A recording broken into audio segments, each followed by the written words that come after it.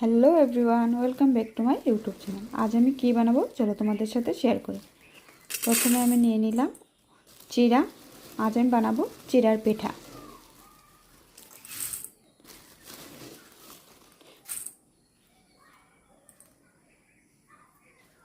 এই যে আমি চিড়া নিয়ে নিলাম। তারপর চিড়াগুলোকে ভালো করে ধুয়ে নিতে হবে। এই যে আমি চিড়াগুলোকে ভালো করে ধুয়ে নিচ্ছি।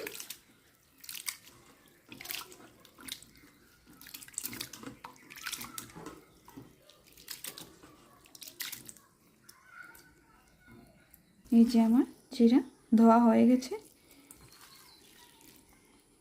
ভালো করে জল ঝরিয়ে নিয়েছি। এখন আমি এর মধ্যে দিয়ে দিলাম চিনি পরিমাণ মতো। তারপর এর মধ্যে দিয়ে দিলাম নারকেল আসানো।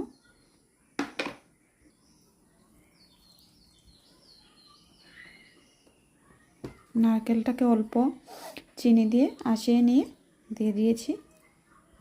তারপর এর মধ্যে দিয়ে দিতে হবে অল্প ময়দা, এই যে এইটুকু। তারপর এগুলোকে ভালো করে মেখে নিতে হবে।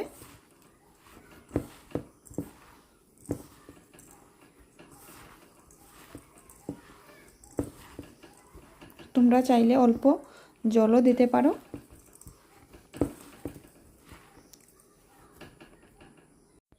এই যে এইভাবে ভালো করে মাখতে হবে। এক হাতে ভিডিও, এক হাতে বানানো খুবই কষ্ট হয়ে যায়, তাও বানাচ্ছি। এই যে এইভাবে মাখা আমার প্রায় হয়ে গেছে।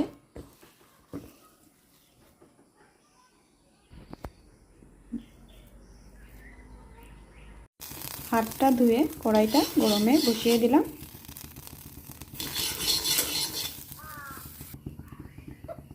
কড়াই আমার গরম হয়ে গেছে। এখন আমি এর মধ্যে তেল দিয়ে দিলাম।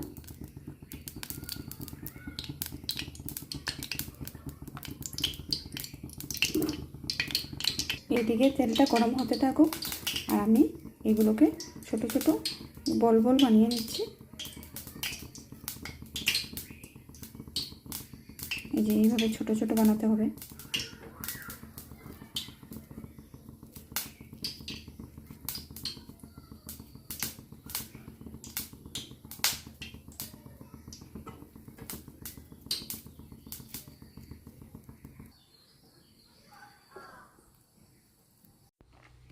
এক এক করে সবগুলো বানানো হয়ে গেছে।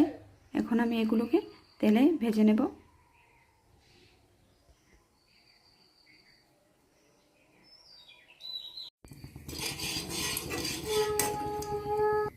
তেল গরম হয়েছে কিনা একবার চেক করে নিও। এইভাবে তেল আমার গরম হয়ে গেছে। এখন আমি এক এক করে দিয়ে দিলাম।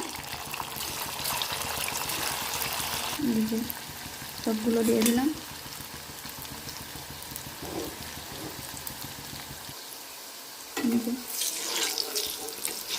খুব আস্তে আস্তে করে উল্টাতে হবে।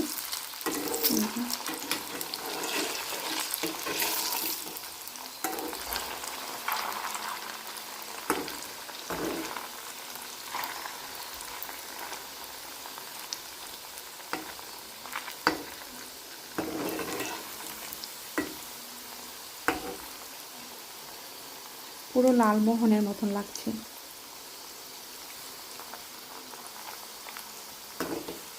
তোমরা চাইলে এগুলোকে ভেজেও খেতে পারো আর গুড়ের শিরার মধ্যেও দিয়ে খেতে পারো। যে লাল লাল করে আমার ভাজা হয়ে গেছে, এখন আমি এগুলোকে তুলে নিলাম। তেল ঝরিয়ে তুলে নেব।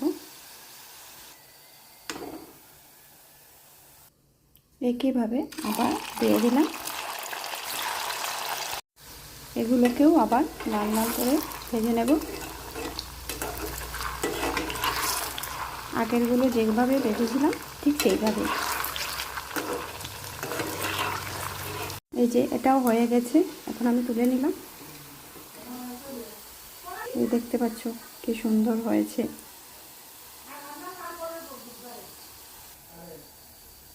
এটিও দিয়ে দিলাম। সেম আগের মতন ভেজে নেব আবার। এই যে এগুলো হয়ে গেছে, এখন তুলে নিলাম। সবগুলো আমার বানানো শেষ। এখন আমি শিরা রেডি করে নেব। এখন আমি শিরা রেডি করার জন্য জল দিয়ে দিলাম। জল ফুটে গেলে এর মধ্যে দিয়ে দেব গুড়।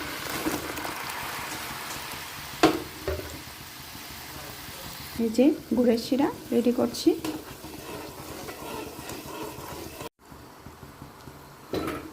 এই যে আমার শিরা বানানো হয়ে গেছে। এখন দিয়ে দেব এর মধ্যে, দিয়ে অল্প ফুটিয়ে নেব।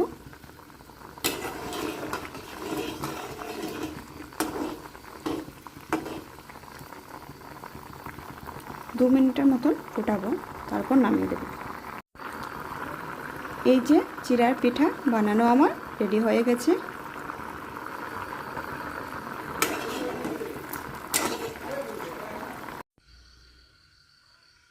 আমার চিড়ার পিঠা বানানো হয়ে গেছে। এই যে দেখতেই পাচ্ছ। এটাকে 5 মিনিটের মতন ঢেকে রেখে দিতে হবে, যাতে এর মধ্যে শিরাটা ভালো করে ঢুকতে পারে। একবার এইভাবে বানিয়ে খেয়ে দেখবেন, আশা করি তোমাদের সবার ভালো লাগবে।